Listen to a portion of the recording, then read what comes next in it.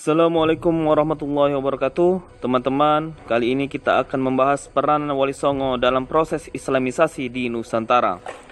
Perkembangan Islam di Jawa tidak dapat dipisahkan dari peranan Wali Songo. Mereka adalah tokoh Islam di Jawa yang memiliki pengaruh yang besar bagi masyarakat. Dengan sikap yang santun dan penuh kewibawaan, para wali mengajarkan agama Islam dengan bijaksana. Berikut ini nama-nama Wali Songo.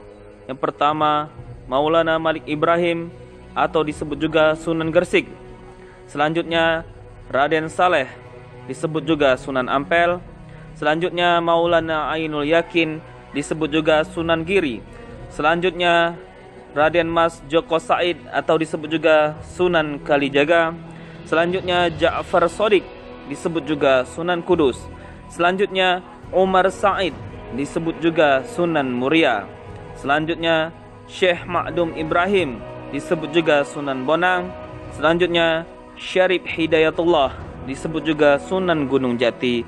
Dan yang terakhir, Syekh Maunan atau juga disebut Sunan Rajat. Berikut ini benih-benih kedatangan Islam ke tanah Jawa sebenarnya sudah dimulai pada abad pertama Hijriah atau abad ke-7 Masehi.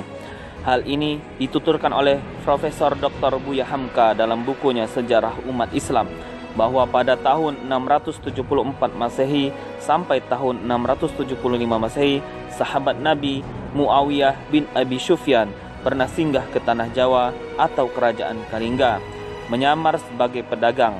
Bisa jadi Muawiyah saat itu baru penjajakan saja, tapi proses dakwah selanjutnya dilakukan oleh para da'i yang berasal dari Malaka atau kerajaan Pasai sendiri.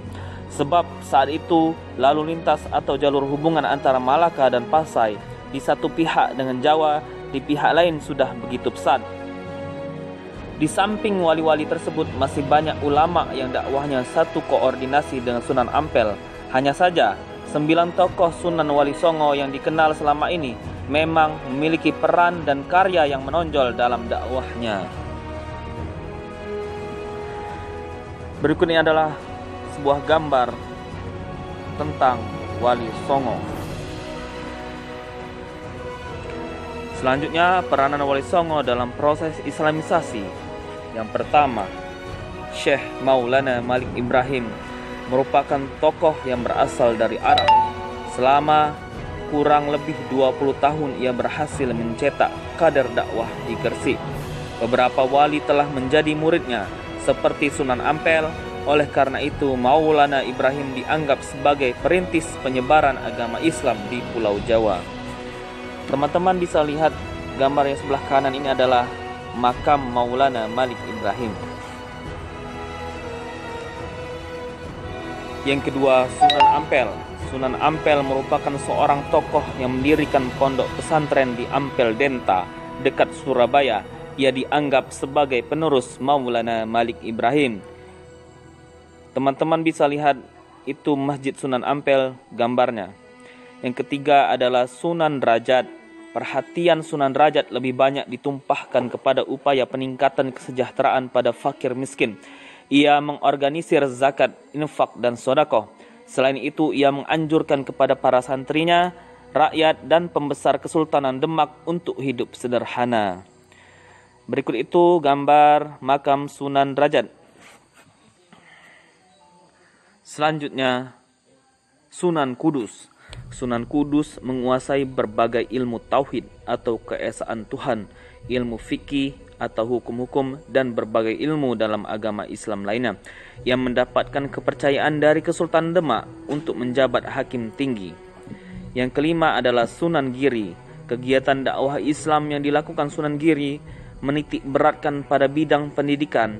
Pesantren Giri sering dikunjungi santri dari Jawa, Lombok, Madura, Kalimantan, Makassar, Hitu, dan Ternate. Dapat dikatakan bahwa Sunan Giri merupakan tokoh pemersatu Indonesia di bidang agama Islam. Teman-teman bisa lihat sendiri gambar di bawah ini adalah Masjid Sunan Kudus dan makam Sunan Giri. Yang keenam, Sunan Muria. Sunan Muria merupakan guru tasawuf yang dikenal pendiam tetapi sangat tajam fatwanya.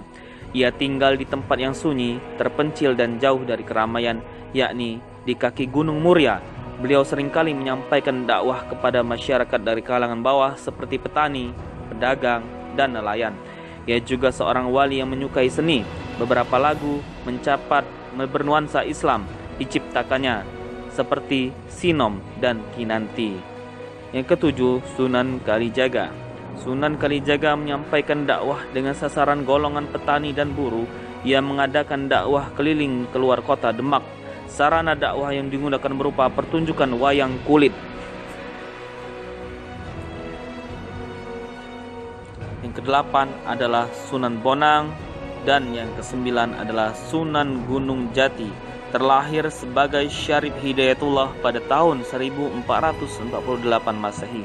Setelah belajar dan mengunjungi banyak negara, ia pulang ke Cirebon dan menetap di Bukit Muara Jati. Selama hidupnya, ia telah mengukuhkan kekuatan agama Islam di Jawa bagian barat. Syarif Hidayatullah wafat pada tahun 1568 Masehi dan dimakamkan di Desa Astana, Gunung Sembung. Di samping wali lokal atau ulama, muncul pula para pemikir Islam yang berjasa menyebarkan agama Islam. Sumbangan mereka yang berharga bagi perkembangan agama Islam di tanah air berupa karya-karya tulis. Beberapa pemikir Islam tersebut yaitu Hamzah Fansuri, Nuruddin Ar-Raniri, dan Bukhari Al-Jauhari. Berikut ini adalah referensi dari presentasi yang telah saya sampaikan tadi. Silakan teman-teman searching sendiri. Semoga presentasi hari ini dapat bermanfaat bagi kita semua dan kita bisa menyampaikan kepada saudara-saudara kita yang belum sempat menonton video ini.